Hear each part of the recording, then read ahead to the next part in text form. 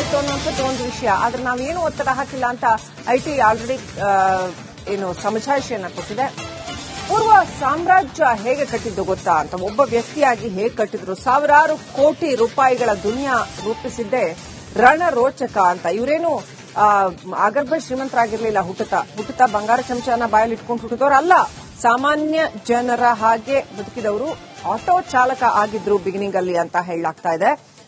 ಅನಂತರ ಇಷ್ಟು ದೊಡ್ಡ ದಕ್ಷಿಣ ಭಾರತದ ನಂಬರ್ 1 ರಿಯಲ್ ಎಸ್ಟೇಟ್ ಉದ್ಯಮಿಯಾಗಿ ಅವರು ಹೇಗೆ ಸಾಮ್ರಾಜ್ಯವನ್ನ ಕಟ್ಟಿದ್ರು. ಒಟ್ಟು ಮೌಲ್ಯವೇ 8,300 ಕೋಟಿ ರೂಪಾಯಿಗಳು. ಅವರ ಆಸ್ತಿಯ ಒಟ್ಟು ಮೌಲ್ಯ 8,300 ಕೋಟಿ ರೂಪಾಯಿಗಳ ಬೃಹತ್ ಸಾಮ್ರಾಜ್ಯ. ಬೆಂಗಳೂರು, ಕೇರಳ, ದುಬೈ ಎಲ್ಲಾ ಕಡೆ ಸಿಜರಾಯಿ ವಹಿವಾಟು ನಡೆಸ್ತಾ ಇದ್ರು. 19 ವರ್ಷಗಳಲ್ಲಿ, ಒಟ್ಟು ಅವರು ತಗೊಂಡಿದ್ದು 19 ವರ್ಷ, ದೊಡ್ಡದೊಂದು ಸಾಮ್ರಾಜ್ಯವನ್ನ ಕಟ್ಟಿದ್ರು. ರಿಯಲ್ ಎಸ್ಟೇಟ್ ಉದ್ಯಮಿಯಾಗಿರುವಂತವರು ವರ್ಷಕ್ಕೆ 100 ಕೋಟಿಗೂ ಅಧಿಕ ಲಾಭ ಅವರ ಗ್ರೂಪ್ಗೆ ಬರ್ತಾ ಇತ್ತು. ಆಟೋ ಚಾಲಕರಾಗಿ ವೃತ್ತಿ ಜೀವನ ಆರಂಭಿಸಿದವರು ಇಷ್ಟು ದೊಡ್ಡ ಸಾಮ್ರಾಜ್ಯವನ್ನ ಕಟ್ಟಿದ ಸ್ಟೋರಿ ಇದೆಯಲ್ಲ, ಅದು ರಣರೋಚಕವಾದಂತಹ ಕಾನ್ಫಿಡೆಂಟ್ ಸಾಮ್ರಾಜ್ಯವನ್ನ ಕಟ್ಟಿದ ಸ್ಟೋರಿ ರಣರೋಚಕವಾದ್ದು. ಆದ್ರೆ ಅಂಥ ವ್ಯಕ್ತಿ ನೋಡಿ, ಇಂಥದೆಲ್ಲ ಕಟ್ಟೋದಕ್ಕೆ ಬಹಳ ಮನಸ್ಸಿನ ಗಟ್ಟಿತನ ಬೇಕಾಗತ್ತೆ. ಬಹಳ ಸವಾಲುಗಳನ್ನು ಎದುರಿಸಿ ಇಷ್ಟು ದೊಡ್ಡ ಸಾಮ್ರಾಜ್ಯವನ್ನ ಕಟ್ಟಬೇಕಾಗತ್ತೆ. ಅದೇನು ಸುಲಭ ಇರೋದಿಲ್ಲ ಯಾವುದು ಕೂಡ. ಅದು ನಡೀತಾ ಇತ್ತು ಅನ್ನೋಂಥದ್ದು ಒಂದು ವಿಷಯ. ಆದ್ರೆ ನಾವೇನು ಒತ್ತಡ ಹಾಕಿಲ್ಲ ಅಂತ ಐಟಿ ಆಲ್ರೆಡಿ ಸಮಜಾಯಿಷಿಯನ್ನ ಕೊಟ್ಟಿದೆ.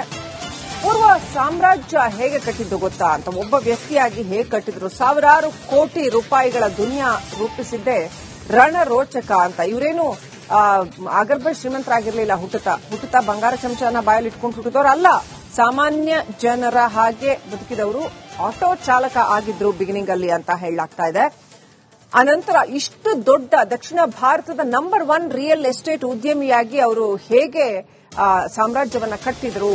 ಒಟ್ಟು ಮೌಲ್ಯವೇ 8,300 ಕೋಟಿ ರೂಪಾಯಿಗಳು. ಅವರ ಆಸ್ತಿಯ ಒಟ್ಟು ಮೌಲ್ಯ 8,300 ಕೋಟಿ ರೂಪಾಯಿಗಳ ಬೃಹತ್ ಸಾಮ್ರಾಜ್ಯ. ಬೆಂಗಳೂರು, ಕೇರಳ, ದುಬೈ ಎಲ್ಲಾ ಕಡೆ ಸಿಜರಾಯಿ ವಹಿವಾಟು ನಡೆಸ್ತಾ ಇದ್ರು. 19 ವರ್ಷಗಳಲ್ಲಿ, ಒಟ್ಟು ಅವರು ತಗೊಂಡಿದ್ದು 19 ವರ್ಷ, ದೊಡ್ಡದೊಂದು ಸಾಮ್ರಾಜ್ಯವನ್ನ ಕಟ್ಟಿದ್ರು. ರಿಯಲ್ ಎಸ್ಟೇಟ್ ಉದ್ಯಮಿಯಾಗಿರುವಂತವರು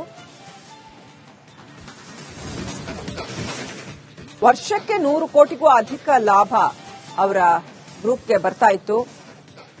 ಆಟೋ ಚಾಲಕರಾಗಿ ವೃತ್ತಿ ಜೀವನ ಆರಂಭಿಸಿದವರು ಇಷ್ಟು ದೊಡ್ಡ ಸಾಮ್ರಾಜ್ಯವನ್ನ ಕಟ್ಟಿದ ಸ್ಟೋರಿ ಇದೆಯಲ್ಲ, ಅದು ರಣರೋಚಕವಾದಂತಹ ಕಾನ್ಫಿಡೆಂಟ್ ಸಾಮ್ರಾಜ್ಯವನ್ನ ಕಟ್ಟಿದ ಸ್ಟೋರಿ ರಣರೋಚಕವಾದ್ದು. ಆದ್ರೆ ಅಂಥ ವ್ಯಕ್ತಿ ನೋಡಿ, ಇಂಥದೆಲ್ಲ ಕಟ್ಟೋದಕ್ಕೆ ಬಹಳ ಮನಸ್ಸಿನ ಗಟ್ಟಿತನ ಬೇಕಾಗತ್ತೆ. ಬಹಳ ಸವಾಲುಗಳನ್ನು ಎದುರಿಸಿ ಇಷ್ಟು ದೊಡ್ಡ ಸಾಮ್ರಾಜ್ಯವನ್ನ ಕಟ್ಟಬೇಕಾಗತ್ತೆ. ಅದೇನು ಸುಲಭ ಇರೋದಿಲ್ಲ ಯಾವುದು ಕೂಡ. ಅದು ನಡೀತಾ ಇತ್ತು ಅನ್ನೋಂಥದ್ದು ಒಂದು ವಿಷಯ. ಆದ್ರೆ ನಾವೇನು ಒತ್ತಡ ಹಾಕಿಲ್ಲ ಅಂತ ಐಟಿ ಆಲ್ರೆಡಿ ಸಮಜಾಯಿಷಿಯನ್ನ ಕೊಟ್ಟಿದೆ. ಪೂರ್ವ ಸಾಮ್ರಾಜ್ಯ ಹೇಗೆ ಕಟ್ಟಿದ್ದು ಗೊತ್ತಾ ಅಂತ, ಒಬ್ಬ ವ್ಯಕ್ತಿಯಾಗಿ ಹೇಗೆ ಕಟ್ಟಿದ್ರು, ಸಾವಿರಾರು ಕೋಟಿ ರೂಪಾಯಿಗಳ ದುನಿಯಾ ರೂಪಿಸಿದ್ದೆ ರಣರೋಚಕ ಅಂತ. ಇವರೇನು ಆಗರ್ಭ ಶ್ರೀಮಂತರಾಗಿರ್ಲಿಲ್ಲ, ಹುಟ್ಟುತ್ತಾ ಬಂಗಾರ ಚಮಚನ ಬಾಯಲ್ಲಿ ಇಟ್ಕೊಂಡು ಹುಟ್ಟಿದವರು ಅಲ್ಲ.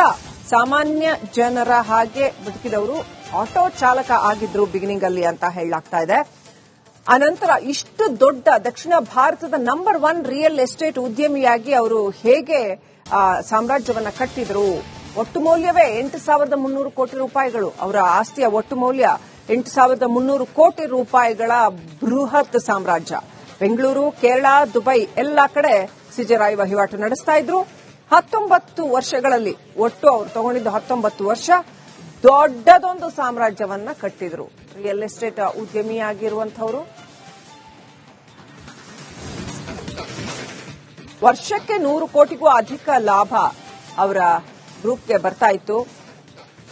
ಆಟೋ ಚಾಲಕರಾಗಿ ವೃತ್ತಿ ಜೀವನ ಆರಂಭಿಸಿದವರು ಇಷ್ಟು ದೊಡ್ಡ ಸಾಮ್ರಾಜ್ಯವನ್ನ ಕಟ್ಟಿದ ಸ್ಟೋರಿ ಇದೆಯಲ್ಲ, ಅದು ರಣರೋಚಕವಾದಂತಹ ಕಾನ್ಫಿಡೆಂಟ್ ಸಾಮ್ರಾಜ್ಯವನ್ನ ಕಟ್ಟಿದ ಸ್ಟೋರಿ ರಣರೋಚಕವಾದ್ದು.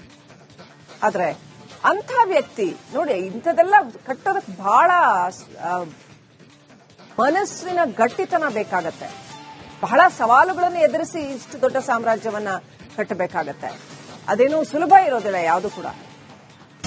ಅಲ್ಲಿ ನಡೀತಾ ಇತ್ತು ಅನ್ನೋಂಥದ್ದು ಒಂದು ವಿಷಯ. ಆದ್ರೆ ನಾವೇನು ಒತ್ತಡ ಹಾಕಿಲ್ಲ ಅಂತ ಐಟಿ ಆಲ್ರೆಡಿ ಸಮಜಾಯಿಷಿಯನ್ನ ಕೊಟ್ಟಿದೆ. ಪೂರ್ವ ಸಾಮ್ರಾಜ್ಯ ಹೇಗೆ ಕಟ್ಟಿದ್ದು ಗೊತ್ತಾ ಅಂತ ಒಬ್ಬ ವ್ಯಕ್ತಿಯಾಗಿ ಹೇಗೆ ಕಟ್ಟಿದ್ರು, ಸಾವಿರಾರು ಕೋಟಿ ರೂಪಾಯಿಗಳ ದುನಿಯಾ ರೂಪಿಸಿದ್ದೇ ರಣರೋಚಕ ಅಂತ. ಇವರೇನು ಆಗರ್ಭ ಶ್ರೀಮಂತರಾಗಿರ್ಲಿಲ್ಲ, ಹುಟ್ಟುತ್ತಾ ಬಂಗಾರ ಚಮಚನ ಬಾಯಲ್ಲಿ ಇಟ್ಕೊಂಡು ಹುಟ್ಟಿದವರು ಅಲ್ಲ. ಸಾಮಾನ್ಯ ಜನರ ಹಾಗೆ ಬದುಕಿದವರು, ಆಟೋ ಚಾಲಕ ಆಗಿದ್ರು ಬಿಗಿನಿಂಗ್ ಅಲ್ಲಿ ಅಂತ ಹೇಳಲಾಗ್ತಾ ಇದೆ. ಅನಂತರ ಇಷ್ಟು ದೊಡ್ಡ ದಕ್ಷಿಣ ಭಾರತದ ನಂಬರ್ 1 ರಿಯಲ್ ಎಸ್ಟೇಟ್ ಉದ್ಯಮಿಯಾಗಿ ಅವರು ಹೇಗೆ ಸಾಮ್ರಾಜ್ಯವನ್ನ ಕಟ್ಟಿದ್ರು. ಒಟ್ಟು ಮೌಲ್ಯವೇ 8,300 ಕೋಟಿ ರೂಪಾಯಿಗಳು. ಅವರ ಆಸ್ತಿಯ ಒಟ್ಟು ಮೌಲ್ಯ 8,300 ಕೋಟಿ ರೂಪಾಯಿಗಳ ಬೃಹತ್ ಸಾಮ್ರಾಜ್ಯ. ಬೆಂಗಳೂರು, ಕೇರಳ, ದುಬೈ ಎಲ್ಲ ಕಡೆ ಸಿಜರಾಯಿ ವಹಿವಾಟು ನಡೆಸ್ತಾ ಇದ್ರು.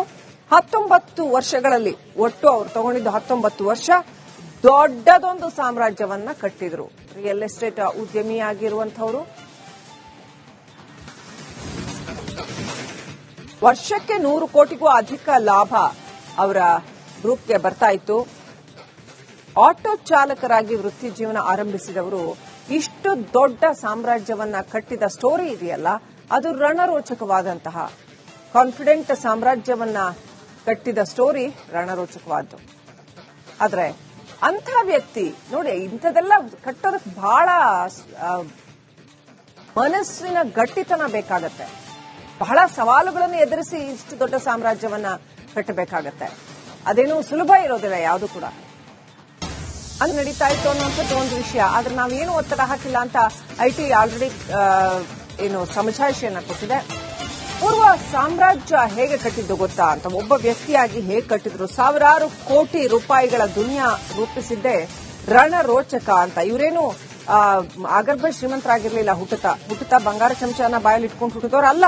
ಸಾಮಾನ್ಯ ಜನರ ಹಾಗೆ ಬದುಕಿದವರು, ಆಟೋ ಚಾಲಕ ಆಗಿದ್ರು ಬಿಗಿನಿಂಗ್ ಅಲ್ಲಿ ಅಂತ ಹೇಳಲಾಗ್ತಾ ಇದೆ. ಅನಂತರ ಇಷ್ಟು ದೊಡ್ಡ ದಕ್ಷಿಣ ಭಾರತದ ನಂಬರ್ 1 ರಿಯಲ್ ಎಸ್ಟೇಟ್ ಉದ್ಯಮಿಯಾಗಿ ಅವರು ಹೇಗೆ ಸಾಮ್ರಾಜ್ಯವನ್ನ ಕಟ್ಟಿದ್ರು. ಒಟ್ಟು ಮೌಲ್ಯವೇ 8,300 ಕೋಟಿ ರೂಪಾಯಿಗಳು. ಅವರ ಆಸ್ತಿಯ ಒಟ್ಟು ಮೌಲ್ಯ 8,300 ಕೋಟಿ ರೂಪಾಯಿಗಳ ಬೃಹತ್ ಸಾಮ್ರಾಜ್ಯ. ಬೆಂಗಳೂರು, ಕೇರಳ, ದುಬೈ ಎಲ್ಲ ಕಡೆ ಸಿಜರಾಯಿ ವಹಿವಾಟು ನಡೆಸ್ತಾ ಇದ್ರು. 19 ವರ್ಷಗಳಲ್ಲಿ, ಒಟ್ಟು ಅವರು ತಗೊಂಡಿದ್ದು 19 ವರ್ಷ, ದೊಡ್ಡದೊಂದು ಸಾಮ್ರಾಜ್ಯವನ್ನ ಕಟ್ಟಿದ್ರು. ರಿಯಲ್ ಎಸ್ಟೇಟ್ ಉದ್ಯಮಿಯಾಗಿರುವಂತವರು ವರ್ಷಕ್ಕೆ 100 ಕೋಟಿಗೂ ಅಧಿಕ ಲಾಭ ಅವರ ಗ್ರೂಪ್ಗೆ ಬರ್ತಾ ಇತ್ತು. ಆಟೋ ಚಾಲಕರಾಗಿ ವೃತ್ತಿ ಜೀವನ ಆರಂಭಿಸಿದವರು ಇಷ್ಟು ದೊಡ್ಡ ಸಾಮ್ರಾಜ್ಯವನ್ನ ಕಟ್ಟಿದ ಸ್ಟೋರಿ ಇದೆಯಲ್ಲ, ಅದು ರಣರೋಚಕವಾದಂತಹ ಕಾನ್ಫಿಡೆಂಟ್ ಸಾಮ್ರಾಜ್ಯವನ್ನ ಕಟ್ಟಿದ ಸ್ಟೋರಿ ರಣರೋಚಕವಾದ್ದು. ಆದ್ರೆ ಅಂಥ ವ್ಯಕ್ತಿ ನೋಡಿ, ಇಂಥದೆಲ್ಲ ಕಟ್ಟೋದಕ್ಕೆ ಬಹಳ ಮನಸ್ಸಿನ ಗಟ್ಟಿತನ ಬೇಕಾಗತ್ತೆ. ಬಹಳ ಸವಾಲುಗಳನ್ನು ಎದುರಿಸಿ ಇಷ್ಟು ದೊಡ್ಡ ಸಾಮ್ರಾಜ್ಯವನ್ನ ಕಟ್ಟಬೇಕಾಗತ್ತೆ.